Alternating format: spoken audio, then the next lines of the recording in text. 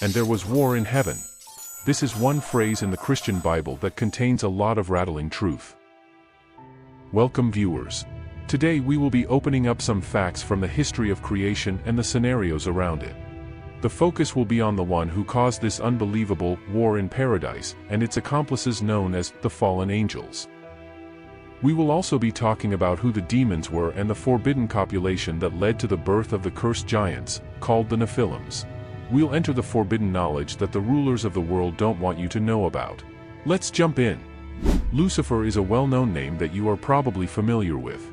Who was described in the Bible as one full of beauty and the closest to God? This is according to the text by Ezekiel, and in another text by Isaiah. Ezekiel quoted in Ezekiel 28 verse 12b, "You were the seal of perfection, full of wisdom and perfect in beauty." His description was flawless. Isaiah described him as the son of the morning in Isaiah 14 verse 12, which depicts the Latin meaning of the name Lucifer as the morning star or the light bringer. Who would have thought that he wouldn't be satisfied with his original state? Iniquity was found in him as he conceived in his heart to be like God. It was stated that this desire of his made God cast him out from the heavens. Him, and 1/3 of the angels who were his accomplices.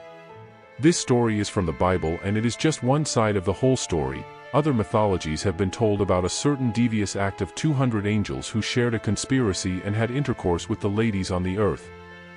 This copulation brought about what is considered a curse on the earth, giants' hybrid offspring, who cannibalize and drink the blood of their victims.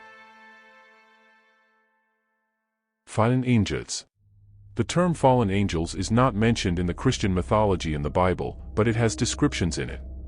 Other mythological writings gave more information concerning them. The fall of an angel is a result of a sin committed which will serve them as part of their punishment. For a long while now fallen angels have been mistaken to be demons as a result of their fall from their original state. But this is not entirely true if we deduce it from a standpoint of what angels are and are not. The fall took away their purity and heavenly possession, but the state of immortality and spirituality remained the same. Now how do we know that the fallen angels according to Christian mythology or the 200 devious angels from the other mythological books are not demons? First, angels are embodied spirits, which means they can express themselves in the physical realm even without a medium. From the Bible there are various scenes where angels are seen in communications with humans, like the angel bringing food to Elijah and other scenes. On the other hand, demons are disembodied spirits, in need of a medium to find expression. Another example of this is in the Bible when Jesus asks the demon for his name and is told, "My name is Legion, for we are many." The demons beg Jesus not to send them away, but instead to send them to the pigs on a nearby hillside, which he does. The herd, about 2,000 in number, rush down the steep bank into the sea and are drowned. This is in the book of Mark 5 verses 1 to 20. And another part when Jesus was explaining the state of a casted-out demon who roamed about looking for an abode but couldn't find one and decided to return to the vessel, the human body, where he was cast out. This is seen in the book of Matthew 12 verses 44 to 45. With this, we can conclude for a fact that the fallen angels are not demons. So who, where, and how did demons come about? A mythological book that was considered a chronological book from the Bible, the Book of Enoch, known as First Enoch, gave some surprising details on the origins of demons. The Book of Enoch. The Book of Enoch, as you can deduce from the name, was written by a patriarch named Enoch. He was the grandfather of Noah. Though much was not spoken of him, he had a record according to the Bible in Genesis that he walked with God and he was not. In Hebrews 11 he was mentioned again with more details on how he was translated without seeing death.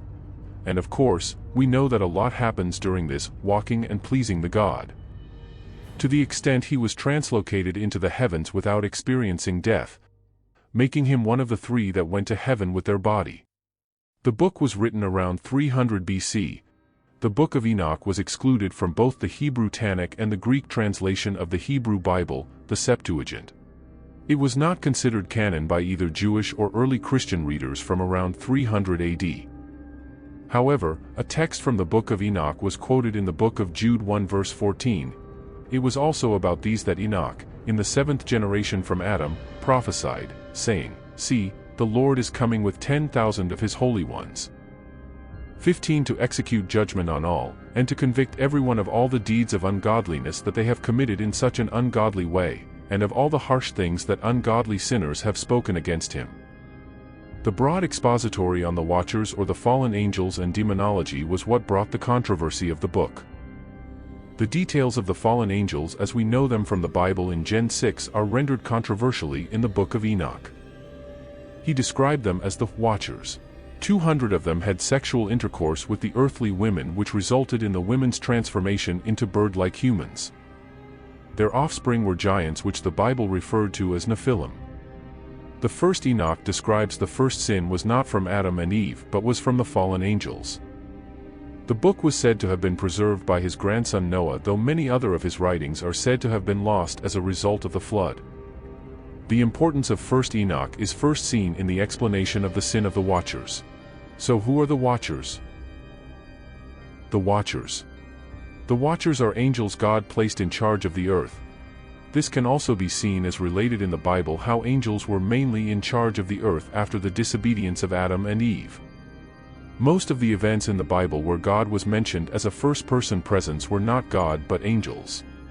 For instance, in the presentation of the 10 Commandments to Moses and the burning bush. In Genesis 20 verses 2 to 17, it seems it was just the act of God that the 10 Commandments were given. But in the New Testament we saw clearly how it was given. Galatians 3 verse 19 stated that it was given through the administrations of angels. The burning bush was an act of an angel too, as stated in Exodus 3 verse 2. In verse 3 God was speaking from the burning bush, so this shows that the angel was the administrator of the dealing from that event. Don't say, "Oh, so the Bible is contradictory." The Bible is not contradictory. For every supernatural act was ascribed to God even when it is administered by angels. So, the Watchers, just like the angels in the Bible, were to watch over people and influence their thoughts, mostly that of the world leaders. This can also be likened to the angels called principalities in the Bible, who are responsible for igniting principles in the heart of men. As the name implies, principalities means principles of principles. The forbidden copulation. We have mentioned this over and over again.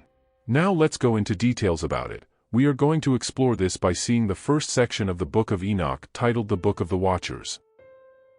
The Book of the Watcher takes place in an era of about 700 years after creation and before the flood, a time very different from how we know it today. God sent his angels called the Watchers to watch over the people, which was the beginning of the problem.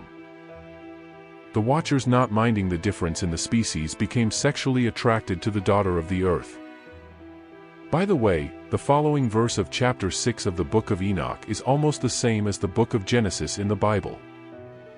First Enoch quote, "And it came to pass, when men began to multiply on the face of the earth, and beautiful and comely daughters were born unto them. And the angels, the children of the heaven, saw and lusted after them, and said to one another, Come, let us choose us wives from among the children of men, and begot us children." The 69th chapter of the book says Archon was the first angel to fall into the temptation. He approaches the head chief of the Watchers called Samiasa to organize a large-scale conspiracy to build the forbidden conspiracy. We don't know how Archon was able to convince Samiasa, as it was not stated, but the result shows how 200 angels, the Watchers, gathered to carry out the act. Archon gave a speech saying, "I fear ye will not indeed agree to do this deed, and I alone shall have to pay the penalty of a great sin." They were all wrapped up in the temptation, and together they swore an oath and decided to act on it. And if caught, they would face the penalty together. They all flew down to earth and chose a wife themselves and impregnated them. The forbidden knowledge. As they began to make families on earth, they decided to transfer their knowledge to their wives. Samiasa and his associates taught their human charges arts and technologies such as weaponry, cosmetics, mirrors, sorcery, and other techniques that would otherwise be discovered gradually over time by humans, not foisted upon them all at once. God would later acknowledge the knowledge shared by the angel Azazel as the worst of all. The whole earth has been corrupted through the works that were taught by Azazel, to him ascribe all sin. Azazel taught humans to make knives, swords, and shields, and how to devise ornaments and cosmetics. He was considered the author of promiscuity and war. They also transferred this knowledge to their offspring. These offspring, like their mother, are not exactly humans, of course, born from an unholy union between spiritual beings and humans. These creatures are the Nephilim. Giants in nature and notorious in their act, as they are known to feast on humans and drink their blood, which according to Jewish law is a high offense against God. These creatures can also be seen in the Bible in Genesis 6 verse 4 and Numbers 13:33. Thank you for joining us on this captivating journey into the realms of fallen angels and ancient mysteries. If you found this exploration intriguing, don't forget to show your support by hitting the like button and subscribing to our channel. Stay tuned for the upcoming chapters as we delve deeper into the enigmatic world of fallen angels, unveiling more secrets and untold stories.